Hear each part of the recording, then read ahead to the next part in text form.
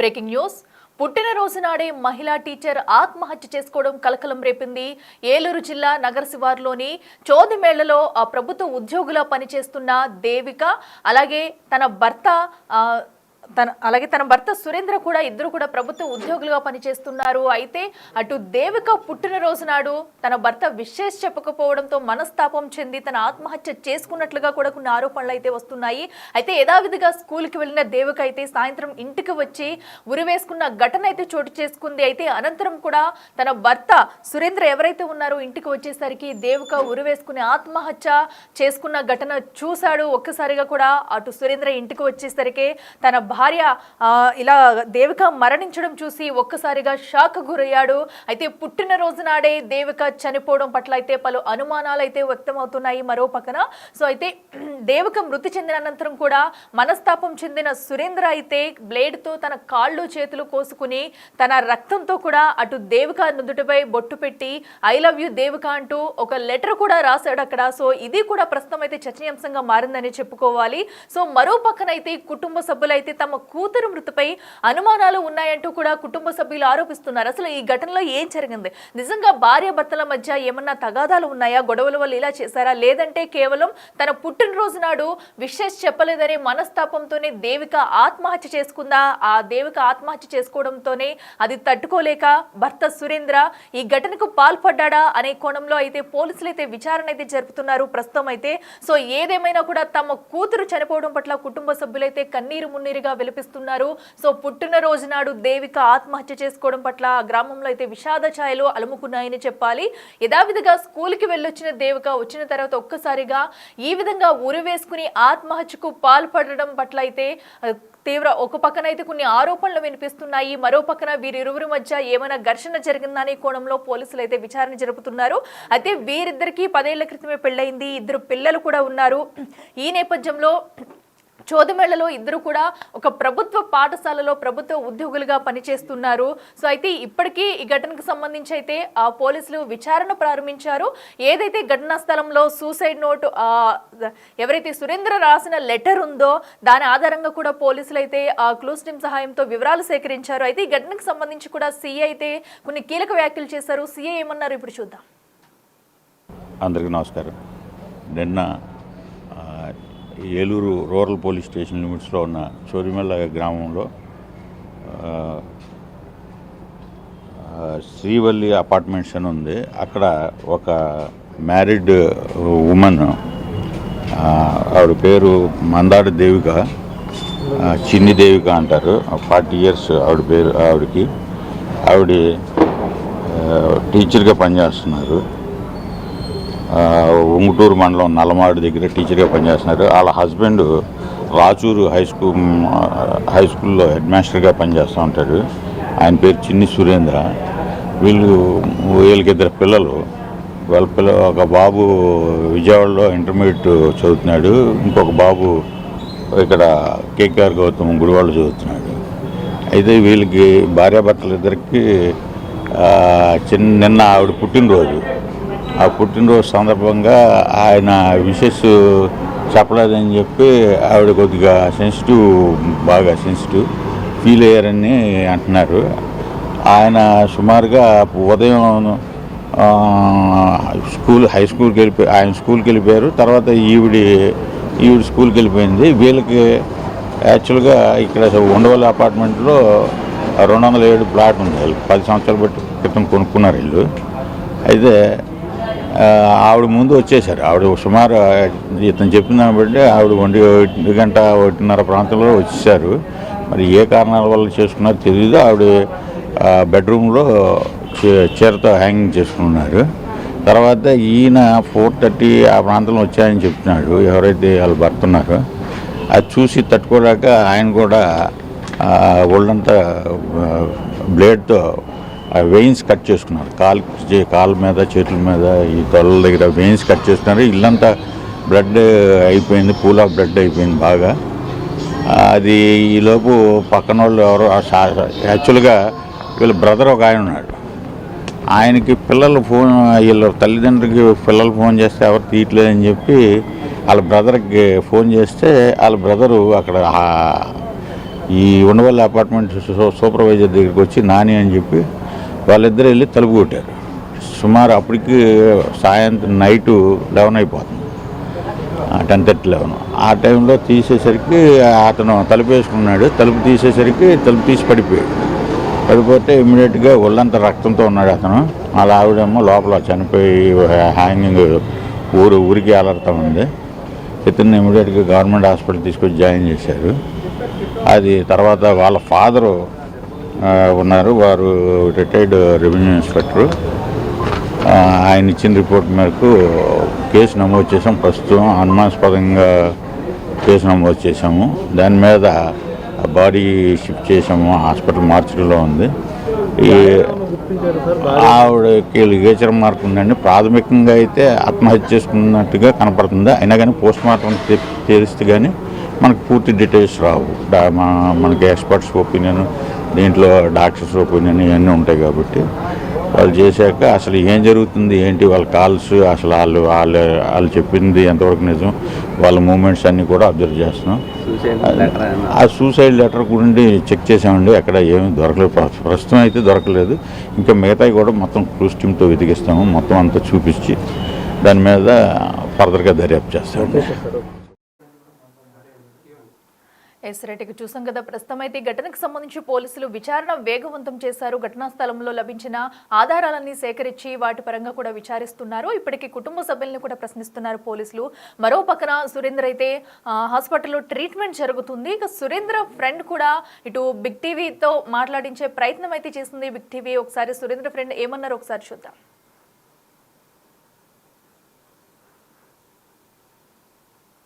నాకు సుమారుగా 6 సంవత్సరాల నుంచి సురేంద్ర గారు నాకు బాగా తెలుసు. ఎందుకంటే చాలా మంచి వ్యక్తి, ఎదురోళ్ళకి ఎప్పుడు కూడా ఇన్స్పిరేషన్గా ఉండే వ్యక్తి. వాళ్ళిద్దరు కూడా ఇద్దరు కూడా నిజంగా ఆదర్శ దంపతులు వాళ్ళిద్దరు కూడాను. మరి ఎటువంటి గొడవలు కూడా వాళ్ళ మధ్యన వచ్చినాయంటే ఎవరికి కూడా నమ్మశక్యంగా లేదు. అయితే మరి నిన్న జరిగిన సంఘటన మన అందరం కూడా ఉపాధ్యాయులందరూ కూడా తీవ్రంగా కలిచివేసింది. ఎందుకంటే నిన్న మేడం గారు కాంప్లెక్స్ క్లస్టర్ మీటింగ్ ఉంది, క్లస్టర్ మీటింగ్ వెళ్ళలేదని చెప్పేసి మాకు అధికారుల నుంచి మాకు ఫోన్ రావడం జరిగింది. దాని మీద మేము దృష్టి పెట్టి సాయంత్రం మాకు 6 గంటలకి డివై మేడం గారు ఫోన్ చేసి చెప్పగా మేము మేడం గారి గురించి ఎంక్వైరీ చేశాము. ఎంక్వైరీ నేపథ్యంలోనే ఆ ఫోన్ మాకు రెస్పాండ్ కాలేదు. కాకపోతే మేము చొదుమెల్ల వాళ్ళ అపార్ట్మెంట్ ఉన్న ప్లేస్కి మా యూనియన్ యూటీఎఫ్ నాయకుల్ని కొంతమందిని ఏలూరులో ఉన్న నాయకుల్ని పంపించడం జరిగింది. వాళ్ళు ఎంక్వైరీ చేయగా అపార్ట్మెంట్లో ఉన్న అతను సెక్రటరీ గారు అక్కడ ఏంటంటే మాకు చాలా అప్పటికే 10:30-11 అయిపోయిన టైం. వాళ్ళు పైకి వెళ్ళకూడదని అని చెప్పేసి అన్నారు. అలా కాదండి, చాలా తీవ్రంగా అందరూ కూడా అధికారులు కూడా చాలామంది ఫోన్ చేస్తున్నారు, చాలా ఆందోళన చెందుతున్నారని చెప్పడం జరిగింది. అయినా కూడా అతను ఏదంటే పొద్దున మాట్లాడదామని చెప్పేసి అన్నారు. ఈ లోపే మరి అరగంట తర్వాత మళ్ళీ నాకు కాల్ చేయడం జరిగింది. మరి జరిగిన సంఘటనలు వివరించి చెప్పారు. ఏంటంటే మేడం గారు సూసైడ్ చేసుకున్నారు, హ్యాంగింగ్ చేసి సూసైడ్ చేసుకుని చెప్పారు. అదేవిధంగా సార్ ఏమో మరి రక్తం అడుగులో ఉన్నారు, బ్లేడ్తో కోసుకున్నారని చెప్పేసి అన్నారు. కాకపోతే ఈ సంఘటన అనేది మాకు తీవ్రంగా కలిసివేసింది. అలా ఇటు చాలా దురదృష్టకరమైన సంఘటన. ఇలా జరుగుతుందని మేము అసలు ఎప్పుడు కూడా అనుకోలేదు. భార్యాభర్త చాలా అన్యోన్యంగా ఉండేవారు. వాళ్ళ మధ్య ఎటువంటి గొడవలు కానీ విభేదాలు కానీ ఎప్పుడు కూడా లేవు. మరి ఇది ఏంటనేది దాన్ని కూడా మాకు అర్థం కానీ నమ్మశక్యం కాకుండా ఉంది ఇది అని ఈ సందర్భంగా మీడియా మిత్రులు తెలియజేసుకున్నాను. మాస్టర్ మాట్లాడారు అని మా మాస్టర్ కూడా చెప్పడం ఏమన్నారంటే కనుక మా మధ్య ఎటువంటి పొరపచ్చాలు లేవు, ఏదైనా ఉంటే చిన్న ఉన్నాయో తప్ప అవి అంత పెద్ద ఎటువంటి పరిణామాలు దారితీసే విషయాలు కాదని చెప్పేసి అన్నారు. ఏదో చిన్నవి 10 ఇంట్లో జరిగే చిన్నవే, చాలా చిన్నవి, చాలా సూక్ష్మమైనని చెప్పేసి అన్నారు. అది అంత మాత్రాన ఇది జరిగేది కాదు. మరి అది ఏంటనేది కూడా మాకు పూర్తిగా అర్థం కావట్లేదు. మాకు తెలిసింది ఏంటంటే మాస్టారు చాలా మంచి మాస్టర్ అని నిజంగాను. ఆయన స్కూల్కి ఎప్పుడు కూడా 9 గంటల స్కూల్ అయితే 8 గంటల స్కూల్కి వచ్చి 1 గంట స్టడీ అవర్ చెప్పేవారు. సాయంత్రం 5-5:30 వరకు 4 గంటల స్కూలు అయితే కనుక 4 తర్వాత 4:30 వరకు కూడా 4:30-5:30 వరకు కూడా పాఠాలు చెప్పి ఇంటికి వెళ్ళే పరిస్థితి అయింది. మరి ఎప్పుడు కూడా పాఠశాల మీద దృష్టి పెట్టేవారు, పాఠశాల మీద పిల్లల మీద దృష్టి పెట్టేవారు. అలాగే మేడం గారు కూడా మరి సార్కి ఎంతో చేదుడు వాదోడుగా ఉండేవారు. ఆ విషయం చాలా సందర్భాల్లో మరి మాస్టర్ సురేంద్ర గారు చెప్పడం జరిగిందండి. మొన్నే ప్రమోషన్ మీద జడ్పీ చేసి రాచూరు ఉంగుటూరు మండలం ఆ ప్రమోషన్ మీద వెళ్ళడం జరిగింది. గ్రేడ్ 2 హెచ్ఎంగా ప్రమోషన్ మీద వెళ్ళారు. మరి వెళ్ళి సుమారుగా 2 months కావస్తుందండి. మరి ఇప్పుడు అక్కడ ఉన్న స్టాఫ్ కూడా అందరూ కూడా సహకరిస్తున్నారని ఎప్పుడు కూడా స్టాఫ్నే చాలా అప్రిషియేట్ చేసేవారు మా మధ్యలో మాట్లాడారు. ఎందుకంటే నేను వెళ్ళినప్పటి నుంచి నిజంగా నాకు 6 సంవత్సరాలు నాకు కూడా ఏదో మాకు 40 సంవత్సరాల నుంచి సాన్నిహిత్యం ఉన్నట్టుగా మాకు ఒక స్నేహబంధం అంత పెనవేసుకుంది. అందువల్ల మాకు ఏదన్నా కూడా నాతో చెప్పేవారు. మరి ఎప్పుడు కూడా అలా అన్యోన్యంగా ఉండడం తెలుసు, కానీ మాకు ఎటువంటి గొడవలు మాకైతే తెలియదు. ఎటువంటి గొడవలు కూడా మా మధ్య ఇప్పుడు కూడా జరగవని చెప్పేసి తెలియజేశారండి చాలాసార్లు. ఎస్, చూసాం కదా. ఈ విషాద ఘటన పట్ల వారి ఫ్రెండ్స్ కూడా అయితే కన్నీటి పర్యంతం అవుతున్నారు. ఇద్దరు ఎంతో అన్యాయంగా ఉండేవారు, అసలు ఏం జరిగిందో కూడా వారు తేలాలని కూడా వారు చెప్తున్నారు. అయితే ఇదే ఘటనకి సంబంధించి ప్రస్తుతం అయితే సురేంద్ర ఎవరైతే ఉన్నారో తనైతే హాస్పిటల్లో ట్రీట్మెంట్ పొందుతున్నారు. సో అతనితో అయితే బిగ్ టీవీ మాట్లాడించే ప్రయత్నం చేసింది. సురేంద్ర అయితే బిగ్ టీవీతో మాట్లాడారు. ఒకసారి ఆయన ఏమన్నారు చూద్దాం.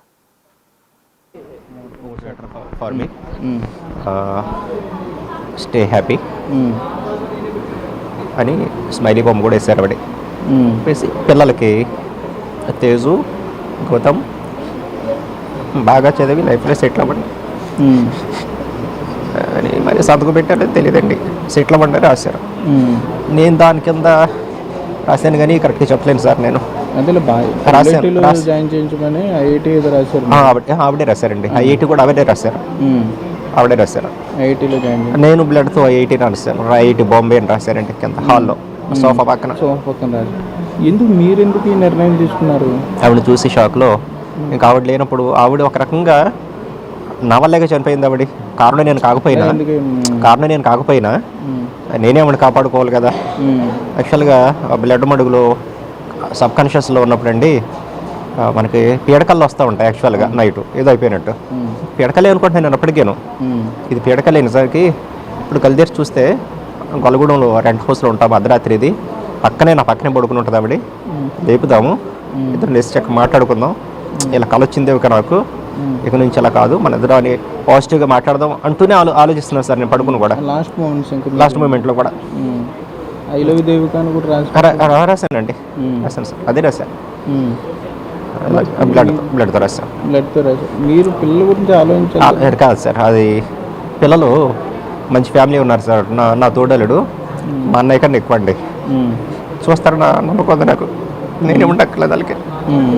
మా అన్నయ్య చూస్తాడు, మా బామ్మరది చూస్తాడు. వాళ్ళకి బెంగలేదు సార్. నాకు డబ్బులు ఉన్నాయి, వాళ్ళ మీద బెంగలేదు నాకు.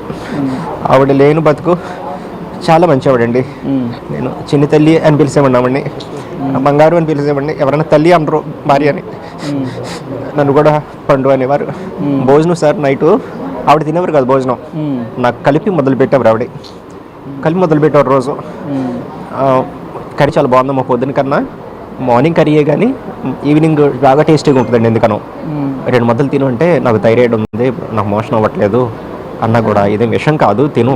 కొంచెం నేను అలాగే చెప్తానండి, మా హోటల్లో కొంచెం హార్డ్గానే చెప్తా, ఇది విషయం కాదు నమిలి తిను. అదే అవుతుందంటే మీరు మాట తప్పుతున్నారండి, నన్ను ఫ్రూట్స్ తినమన్నారు మీరు రోజు, ఏమన్నా తినిపిస్తున్నారు అనేవారు. ఓకే మాట తప్పడం కాదులే. ఏది ఎన్నింటి మీరు నేను సాయంకాలం వెళ్ళారు ఇంటికి 5 తర్వాతేనండి. వెళ్ళగానే డోర్ తీయగానే ఆవిడ డోర్ తీసి బెడ్రూమ్లో చూశాను. ఫస్ట్ పడుకుంటారండి ఆవిడ ఇలా ఉన్నప్పుడు అలాగే పడుకుంటారు, హెల్త్ బాగాలేదని. పడుకున్నప్పుడు నేను నెమ్మదిగా వెళ్ళి దేవిక అంటామో లేదు కొంచెం ఆవిడ చున్నీ అక్కడ ఉంది, వైట్ చున్నీ అక్కడ వేస్తుంది, అక్కడ లేరు. ఇటు వాష్ ఏరియా వైపు చూశాను. ఒక చోట నుంచి చూస్తున్నాను నేను అసలు, ఎందుకంటే బట్టలు ఏమైనా ఆరేయటం కానీ కిచెన్లో కానీ. ఆఖరికి రైట్ సైడ్ చూశానండి, మీరు నిన్న అన్నారు చూడండి మా పిల్లల లైబ్రరీ, అక్కడ నుంచుని ఉన్నారు సార్. లైట్ లేదు, ఇటువైపు నుంచుని ఉన్నారు. నేనేమనుకున్నాను ఆవిడ నన్ను ఆట పట్టేస్తున్నారు, హై చిన్ని అంటారు, ఎందుకంటే అంత సివియారిటీ లేదు అసలు అని రూమ్లోకి వెళ్ళి ఆవిడ దగ్గర కూడా లైట్ సైడ్ తిరిగి ఒక అడుగు ముందుకు చూసాను. అప్పుడు హ్యాంగ్ 4 ఇలా అడ్డంగా కొరుక్కొని వేలాడుతూ జస్ట్ అప్పుడు వేసుకున్నారేమో లైఫ్ ఉంటుందని చెప్పి వెళ్ళి దేవి ఏమో బతికి ఉన్నావా, ప్రాణం ఉందా, దేవిగా బతికి ఉన్నావా అంటే 4 ఇలా ఉండి తెలిసిపోయింది నాకు చచ్చిపోయారని. వేళ్ళు కూడా ఇట్టుంది. హాల్లోకి వచ్చాను, ఏంటి అసలు ఇలా అయింది, షాక్ నమ్మలేకపోతున్నా నేను. ఇలా అయింది అంటే మళ్ళీ దగ్గరికి వెళ్ళి ఇంకోసారి చూస్తే లేదు, పాస్ కూడా వదిలేస్తారు ఆవిడ. ఇక సరే ఇక్కడ నేనేం చేయాలి అని చెప్పి ఆ బోర్డు మీద మెసేజ్ రాసి బార్బర్ షాప్లో బార్బర్ బాక్స్ ఉంటుంది నాకు, అందులో బ్లేడ్లు తీసుకొని ఈ వెయిన్స్ కోసుకుంటే చచ్చిపోతారని కొంచెం నాలెడ్జ్. బుక్స్ చదువుతాగా మనం, ఒక చోట కోసుకుంటే బ్లడ్ వస్తుంది ఆగిపోతుంది. అది ఇలా అయితే కష్టం అని చెప్పి ఇంకో చోట నరం ఎక్కడుంటే అక్కడికి వచ్చాను సార్ నేను. ఎక్కడుంటే అక్కడికి వచ్చాను, ఇక్కడ బాగా కోసాను. పిల్లల గురించి ఆలోచించాలి కదా. లేదు సార్, ఆవిడ గురించే థాట్ నాకు. ఆవిడ లేనప్పుడు ఇంకా నేను ఎందుకులే, పిల్లలు ఎలాగైనా బతికా సార్, చెప్పాక నేను బతుకుతారులే పిల్లలు. ఇప్పుడు ఆలోచిస్తున్నానండి పిల్లల గురించి, నేను ఉండాలి వాళ్ళ కోసం. మీ గురించి బుక్ పెట్టి ఎడుతున్నారు వాళ్ళు. మా అమ్మ దగ్గరికి వెళ్ళాలి, మీ దగ్గరికి వెళ్ళాలి తెలుసండి పిల్లలు. నాకు వాళ్ళు చూస్తే ఎంత బాధ వేస్తుంది. చాలా మంచి వాళ్ళండి. ఒక రకంగా చెప్పాలంటే నాకు ఆవిడకి మధ్యలో నలిపోయారు పిల్లలు. గొడవ వస్తే నాకు సపోర్ట్ చేయాలా, ఆవిడ సపోర్ట్ చేయాలా, తెలియదు. కానీ ఆవిడనే సపోర్ట్ చేసేవారు. నన్ను పట్టుకుని నంగ రాగానే అని తోసేయడం, ఏది తప్పు ఆవిడదైనా కూడా, తప్పు ఆవిడదని తెలిసినా కూడా ఆవిడ అంత అనేవారు కాదు, నన్నే అనేవారు. నేను కూడా తగ్గేవాడిని, పిల్లలు ఉన్నారు కదా, వయసుకు వచ్చిన పిల్లలు, నేనే తగ్గేవాడిని. కాదు నాన్న, అమ్మ తప్పు కదా, ఆవిడ చెప్పరు నాకు చెప్తారు ఏంటంటే, కాదులే నాన్నగారు మీరు ఆగండి అని నన్ను పక్క తోసుకుంటూ రూమ్లో తోసుకుంటూ, వాళ్ళ వల్ల చాలా గొడవలు తగ్గినాయి సార్ మాకు. అసలు వాట్సాప్ మెసేజ్లు కూడా ఏం లేవు, మీకేం చివరిగా వాట్సాప్ పెట్టలేదు సార్. నేను ఒకటి పెట్టాను, హ్యాపీ బర్త్డే దేవిక అని, డియర్ వైఫ్ అని, అది కూడా చూడలేదు ఆవిడ. పెట్టలేదు అనుకుని ఆవిడ కోప్పడింది అనేది కొద్దిగా చిచ్చి అలా సిల్లీగా ఉండరండి ఆవిడ. మార్నింగ్ లేవగానే నేను లేచింది 6:15 రోజు లేట్కి వెళ్ళేస్తానండి, నిద్ర పట్టదు వెంటనే నాకు. స్కూల్లోనేమో చాలా హెవీ వర్క్ ఉంటుంది నాకు. యాజ్ ఎ టీచర్గా చేసినప్పుడు ఏంటంటే పవర్ న్యాప్ తీసేవాడిని, కళ్ళు మూసుకుని ధ్యానం లాగా 5 నిమిషాలు. ఇక్కడ హెచ్ఎంగా అయిన తర్వాత అలా కుదరదండి. ఎందుకు ఏం చేస్తానంటే కాస్త లేట్కి వెళ్ళేస్తాను, యోగా చేస్తాను, పావుగంట చేస్తాను సార్ నేను. ఆవిడ చేస్తారు పాపం, ఒక అరగంట గంట చేస్తారు.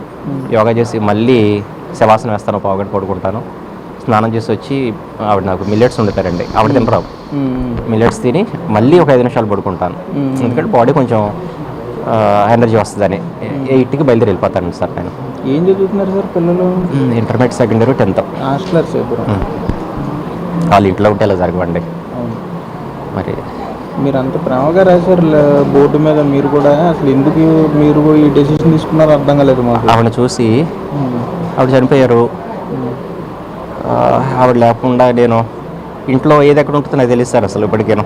అన్నీ మొత్తం వాడే చూసుకుంటారు. నా ఫోన్లో ఏదైనా తేడా వచ్చినా ఆవిడకి ఇస్తే వెంటనే ఒక పావుగంటలో మొత్తం రెక్టిఫై, లోపలికి వెళ్ళి ఆప్షన్స్ నాకు చూడడం వచ్చు, కానీ అంత పేషెన్స్ ఉంటుంది మనకి. ఆవిడ చక్కగా చూసి, చిన్న ఇదిరా నేను చేశాను. ఏ సబ్జెక్ట్ అని టీచర్ గారు చెప్పారు? ఆవిడ ఎస్ఈటీ అండి, అన్నీ చెప్పాలి. 5 తరగతులు అన్ని సబ్జెక్టులో చెప్పాలి. మాది ఒక బర్త్డే ఆవిడకి. సరే సార్, ధైర్యంగా ఉండండి సార్ మీరు. చూసాం కదా, ప్రస్తుతం అయితే సురేంద్ర తను హాస్పిటల్లో చికిత్స పొందుతూ కూడా బిగ్ టీవీతో మాట్లాడారు. అసలు జరిగిందంతా కూడా తను క్లుప్తంగా వివరించే ప్రయత్నం అయితే చేశారు. సో యథావిధిగా స్కూల్కి వెళ్ళి రావడం, వచ్చేసరికి తను ఆత్మహత్య చేసుకున్నట్టు కూడా చెప్పారు. అయితే ఇక ఇదే అంశానికి సంబంధించి మరింత సమాచారం అందించేందుకు మా ప్రతినిధి సాగర్ లైవ్ లో సిద్ధంగా ఉన్నారు. సాగర్, చెప్పండి, మనం చూస్తున్నాము దేవిక ఆత్మహత్య ఘటన అయితే కలకలం రేపుందనే చెప్పాలి. అసలు నిజంగానే బర్త్డే విషెస్ చెప్పలేనందుకే మనస్తాపంతో ఆత్మహత్య చేసుకుందా, లేదంటే ఇంకా ఏమన్నా ఇరువురు మధ్య ఏమన్నా ఘర్షణ వాతావరణం చోటు చేసుకుంది? అసలు ఏం జరిగింది, పోలీసులు ఏం చెప్తున్నారు?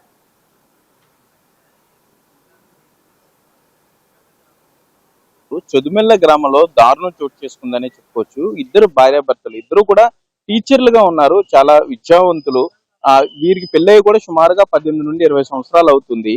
నిన్న ఒక్కసారిగా ఇంట్లో చొదుమెల్లోని ఉండవల్లి అపార్ట్మెంట్ లో ఈ టీచర్లు ఇద్దరు, భార్యాభర్తలు ఇద్దరు నివాసం ఉంటున్నారు. శనివారం కావడం మధ్యాహ్నం నుండి మహిళా టీచర్ ఆవిడ ఇంటికి వచ్చింది, చిన్ని దేవిక ఈవిడి పేరు. ఈ దేవిక టీచర్ మధ్యాహ్నం ఇంటికి వచ్చిన తర్వాత బలవన్మరణానికి పాల్పడింది. బలవంతంగా అక్కడ ఉరివేసుకుని చనిపోయింది. అయితే సాయంకాలం యథావిధిగా భర్త, ఆయన కూడా టీచర్ గా పనిచేస్తున్నాడు, ఆయన 5:30 ప్రాంతంలో ఇంటికి వచ్చాడు. ఇంటికి వచ్చి చూస్తే భార్య మృతి చెంది ఉంటాన్ని ఆయన గమనించి ఒక్కసారిగా భార్య చనిపోవడాన్ని తట్టుకోలేక ఈ చిన్ని సురేంద్ర అనే టీచర్ ఈయన కూడా ఆత్మహత్యాయత్నానికి పాల్పడ్డాడు. భార్యని తాను ఎంతగానో ప్రేమిస్తున్నానని అయితే బిగ్ టీవీతో చెప్పడం జరిగింది. మనస్పర్ధలు కూడా ఏమీ లేవు, ఇద్దరి మధ్య గొడవలు పడి ప్రాణాలు తీసుకునేంత గొడవలు కూడా ఏమీ లేవని అయితే సురేంద్ర చెప్తున్నాడు. సురేంద్ర కూడా భార్య చనిపోవడం చూసిన తర్వాత ఒక్కసారిగా ఆయన కూడా అక్కడే ఉన్నటువంటి బ్లేడ్ తో 2 చేతులు కాళ్ళు కోసుకుని ఆత్మహత్యాయత్నానికి పాల్పడ్డాడు.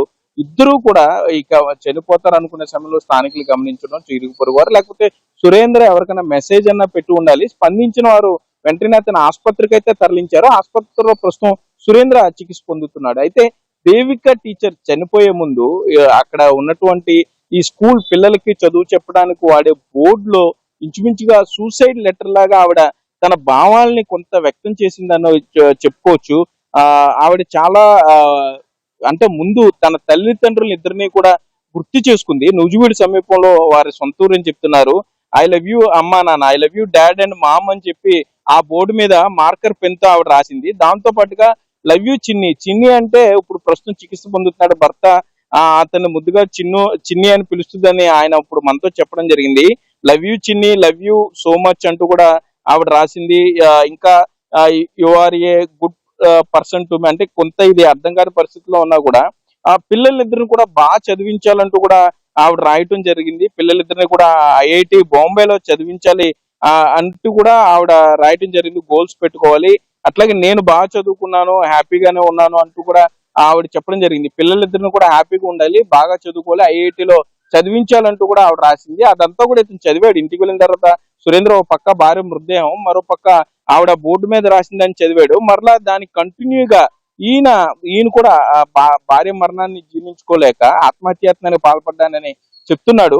అతను కూడా పిల్లలకి మరలా ఆయన కూడా చనిపోతానన్న ఉద్దేశంతో పిల్లలు బాగా చదువుకోవాలి, ఐఐటి బాంబేలో చదువుకోవాలి, డబ్బు ఉంది, లేకపోతే ఎవరిని కాంటాక్ట్ చేయాలనే విషయం కూడా ఆయన రాయడం జరిగింది. బ్యాంకు సంబంధించిన ఏటీఎం పాస్వర్డ్లు కూడా, అంటే తను చనిపోతున్నాడు కాబట్టి తన రక్తంతో ఆ ఏటీఎం పిన్ నెంబర్లు ఆయన గదిలో అక్కడ రాయడం జరిగింది. మరలా భార్య చనిపోయిన మృతదేహంకి ఆమెకు తన రక్తంతో అతను బొట్టు పెట్టడం జరిగింది. బొట్టు పెట్టిన తర్వాత మరలా మృతదేహం పక్కనే ఐ లవ్ యూ దేవిక అని చెప్పి అతను తన ప్రేమను కొంత వ్యక్తపరుస్తూ తన రక్తంతో రాయడం జరిగింది. అట్లాగే మరలా పిల్లల్ని ఐఐటి బొంబాయిలో చదివించాలంటూ కూడా రక్తంతో రాయడం జరిగింది. అంటే అసలు ఏం జరిగింది అనేది కొంత మిస్టరీగా ఉందనే చెప్పుకోవచ్చు. సురేంద్ర చెప్పడం అయితే మధ్యాహ్నం తను పనిచేస్తున్న స్కూల్ నుండి ఆమె వచ్చేసిందని చెప్తున్నాడు. తను వాట్సాప్ కాల్ చేశాను అయినా కూడా ఆమె లిఫ్ట్ చేయలేదని చెప్తున్నాడు. ఇందులో విషాదకరమైన అంశం ఏంటంటే, నిన్న దేవిక టీచర్ పుట్టినరోజు. ఆమె పుట్టినరోజు నాడు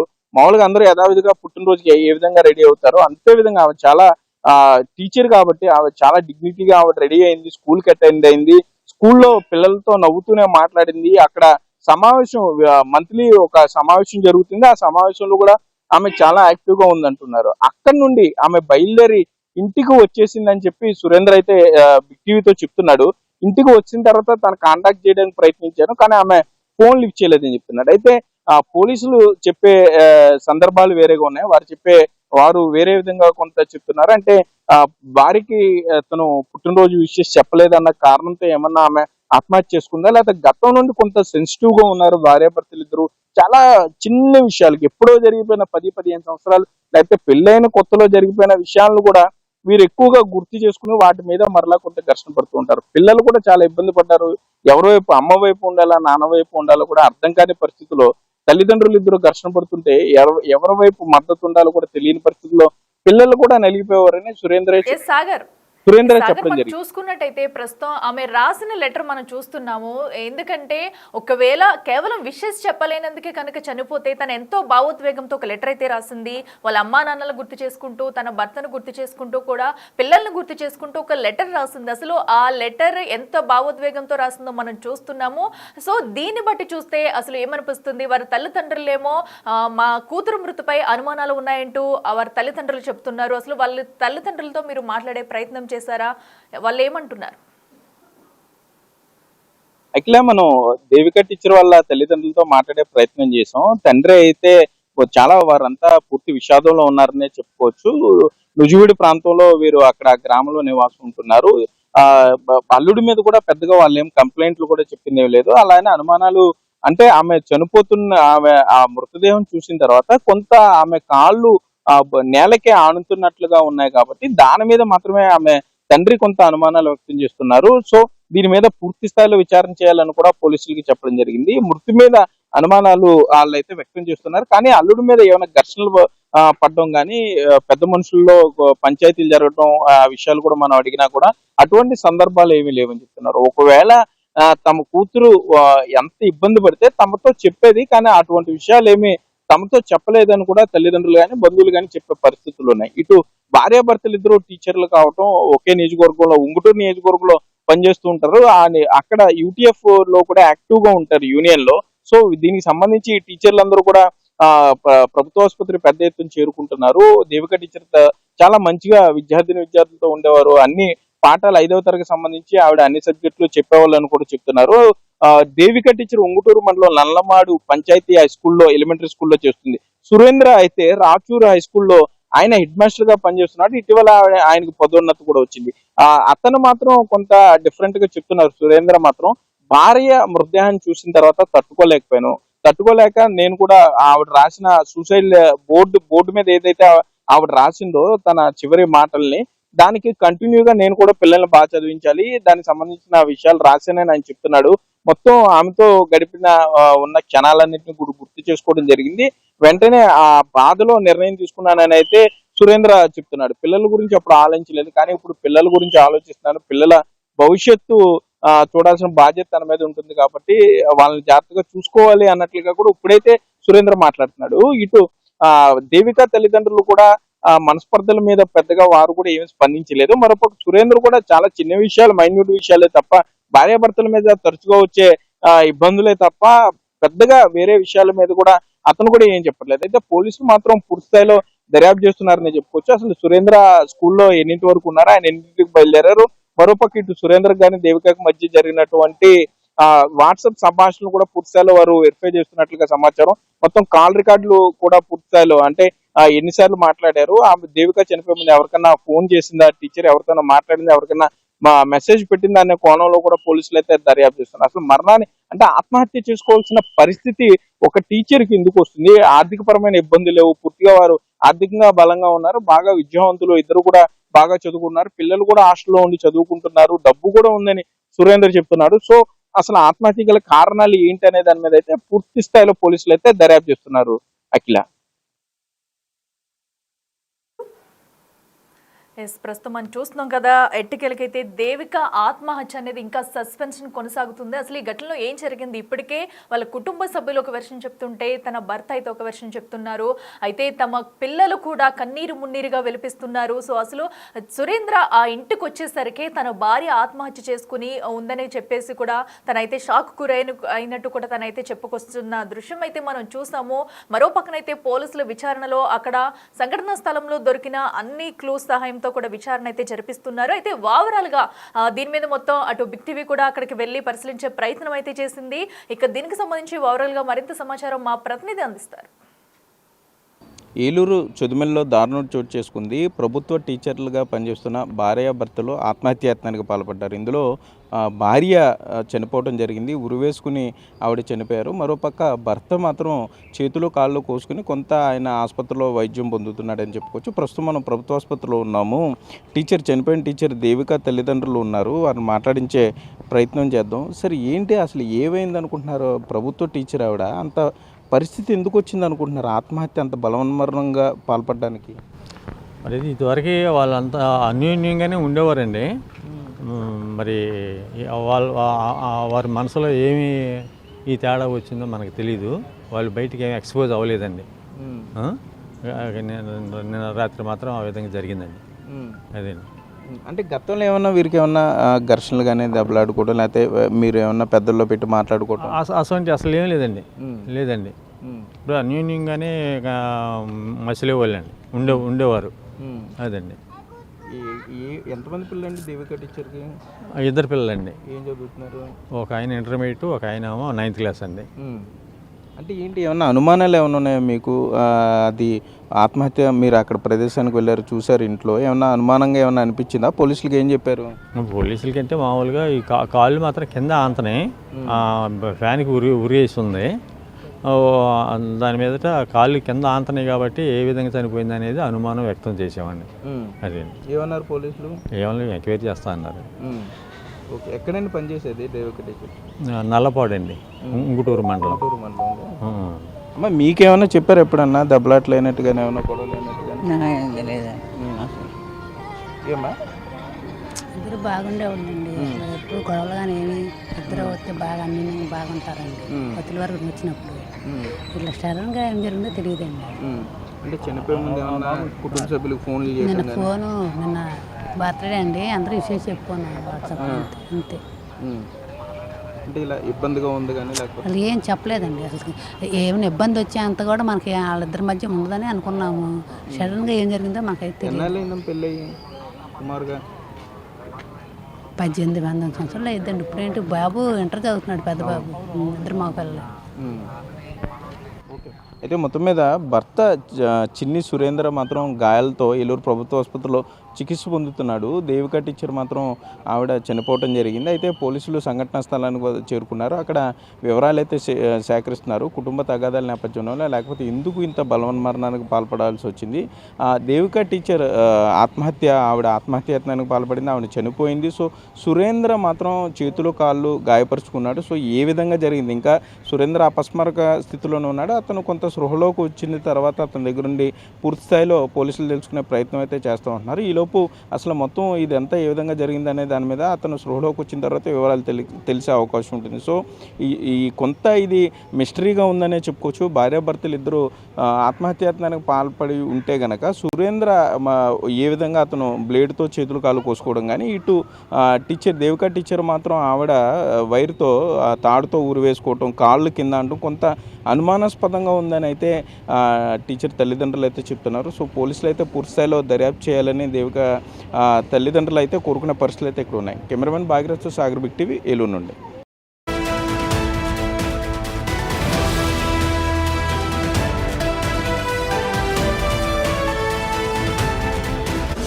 the big folk night 2025 celebrating the soul of Telangana. August 23 సాయంత్రం 6 గంటల నుండి ఎల్బీ స్టేడియంలో. టికెట్స్ బుకింగ్ కోసం ఎంట్రీవాలా యాప్ను డౌన్లోడ్ చేసుకోండి.